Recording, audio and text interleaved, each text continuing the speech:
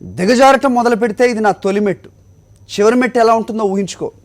ఓ popular సినిమాలో villain వ్యాఖ్యది. హామీలను అమలు చేయకపోగా అవినీతి కుంభకోణాల్లో కూరుకుపోవటం, ప్రజా వ్యతిరేకత పెల్లుబిగుతుండడంతో ఏపీ ముఖ్యమంత్రి చంద్రబాబు కూడా సరిగ్గా అలానే వ్యవహరిస్తున్నారు. కమిటీ వేసి మరీ ఆఫర్లు ప్రకటిస్తూ ప్రలోభాలకు గురిచేస్తూ ప్రతిపక్ష పార్టీకి చెందిన ప్రజాప్రతినిధులను ఆకర్షించేందుకు కసరత్తు చేస్తున్నారు. వార్డు మెంబర్ వచ్చినా ఓకే, కార్పొరేటర్లు కౌన్సిలర్లైనా పర్వాలేదు, ప్రతిపక్ష ఎమ్మెల్యేలందరికీ ఫోన్లు, డబ్బులు, లీజులు, లైసెన్సుల పేరుతో ఓపెన్ ఆఫర్లు, ఆపరేషన్ ఆకర్ష్ కోసం ఓ కమిటీ. రాజధానిలో భూములిస్తామని ప్రకటిస్తున్నారంటే ఏపీ సీఎం చంద్రబాబుకు ఫ్రస్ట్రేషన్ ఏ స్థాయికి చేరిందో అర్థం చేసుకోవచ్చు. ఎస్సీలుగా ఎవరు పుట్టాలనుకుంటారని ఒకసారి, మురికివాడలో నివసించే వారికి మురికి ఆలోచనలే వస్తాయని మరోసారి. ఆయన చేసిన వ్యాఖ్యలు ఇలాంటి ఫ్రస్ట్రేషన్లో చేసినవేనని విశ్లేషకులు అంటున్నారు. ఒకేసారి సమస్యలన్నీ చుట్టుముట్టడంతో బయటపడే మార్గాలను అన్వేషిస్తూ ఆపరేషన్ ఆకర్షను ఆసరాగా చేసుకోవాలనుకుంటున్నట్లు కనిపిస్తోందని అంటున్నారు. ప్రతిపక్ష వైఎస్ఆర్సీపీ ఎంపీలు, ఎమ్మెల్యేలను తెలుగుదేశంలోకి ఆకర్షించేందుకు రకరకాల ఎత్తుగళ్లు వేస్తూ అనేక రకాల ప్రచారాలకు దిగుతుండటం ఆ కోవలోనిదే అంటున్నారు.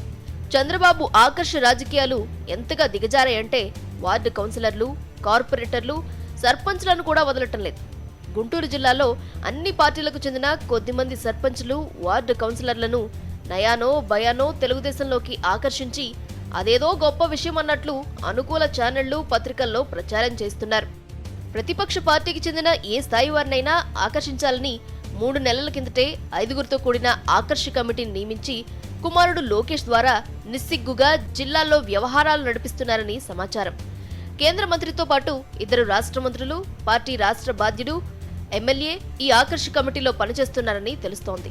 ప్రజాప్రతినిధులే కాదు, మున్సిపల్ కౌన్సిలర్లు, సర్పంచులు, వార్డు సభ్యులు, చివరకు కార్యకర్తలైనా సరే తీసుకురండని పురమాయించినట్లు సమాచారం.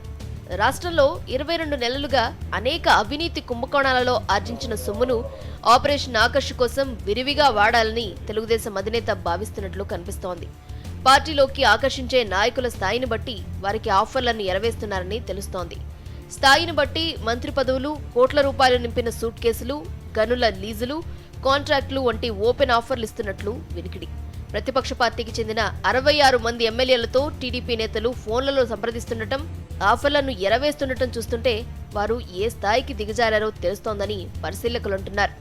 కొంతమంది ఎమ్మెల్యేలకు రాజధానిలో భూములను ఆఫర్గా చూపుతున్నారని సమాచారం.